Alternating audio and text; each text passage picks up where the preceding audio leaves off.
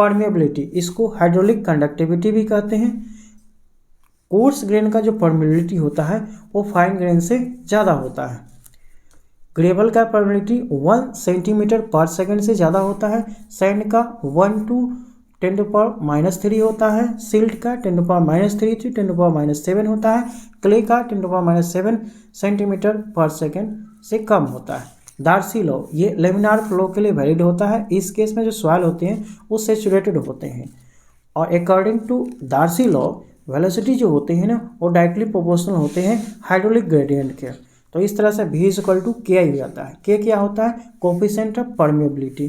Q = KIA हो जाता है। एवरेज वेलोसिटी जो होता है ना या डिस्चार्ज वेलोसिटी जो होता है ना वो एक्चुअल वेलोसिटी, ट्रू वेलोसिटी या सीपेज वेलोसिटी से काफ़ी कम होता है। और इस केस में जो सीपेज वेलोसिटी होता है वो V/N होता है। ये एक्चुअल वेलोसिटी हो गया, ये पोरोसिटी हो गया। ये P = कोफिशिएंट ऑफ परकोलेशन जो होता है ना Kp = हो जाता है K/N हो जाता है।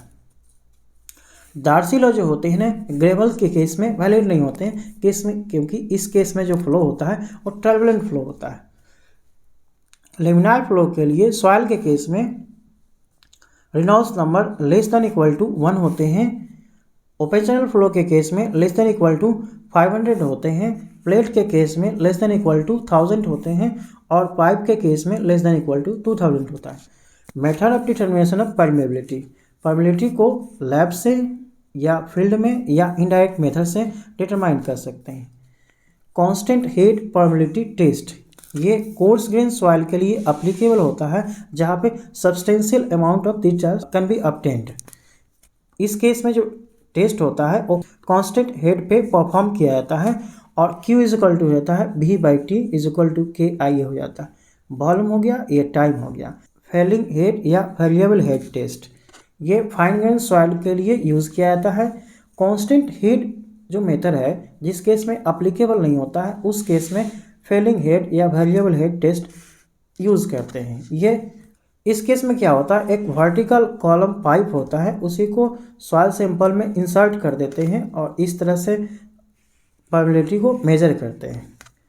इस केस में जो एरिया होता है वर्टिकल पाइप का स्मॉल है होता है और सैंपल का एरिया जो होता है कैपिटल A होता है। सैंपल का लेंथ L होता है और टाइम जो होता है T से डिनोट करते हैं। H1 और H2 ये हेड होता है। तो इस केस में जो परमेबिलिटी होगा 2.303 small A/A L/T log H1/H2 हो जाता है। मान लीजिए कि T टाइम में स्टैंड पाइप में H1 से H2 हाइट फेल किया है और सेम T टाइम में H2 से H3 हाइट फेल किया है वाटर का, तो H2 = हो जाएगा √H1 × H3।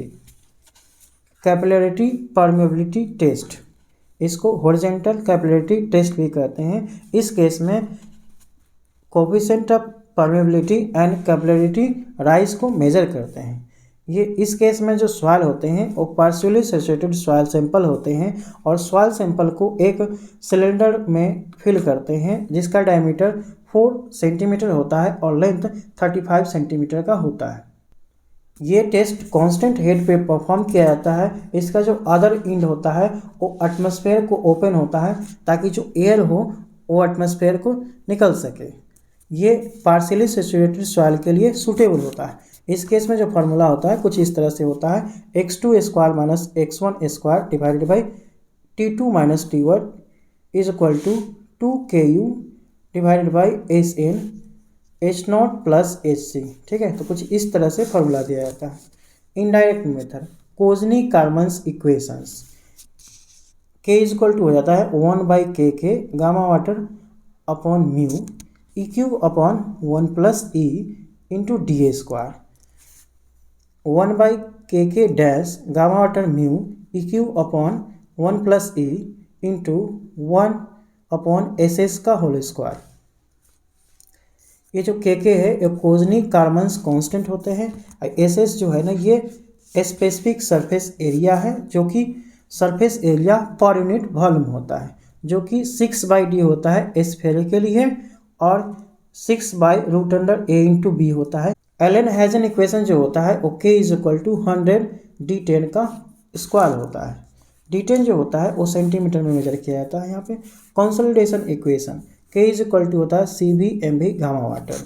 तर्जांगी equation K is equal to होता है 200 E² DE का होल स्क्वायर, जो कि सेंटीमीटर पर सेकेंड में मेजर किया जाता है। यहाँ पे जो DE होता है एक्चुअली दो शेप लेते हैं, ये एक्चुअल शेप है और एक स्फीयर ले लेते हैं जिसका डायमीटर D मान लेते हैं। इस तरह से लेते हैं कि इसका जो ratio volume to surface area है ये इसके इक्वल हो जाता है, तो ये जो डायमीटर होता है इसका वही DE के इक्वल हो जाता है। लॉरेंट्ज इक्वेशंस log KSS का स्क्वायर इज इक्वल टू हो जाता है 1.3 प्लस 5.1 n हो जाता है।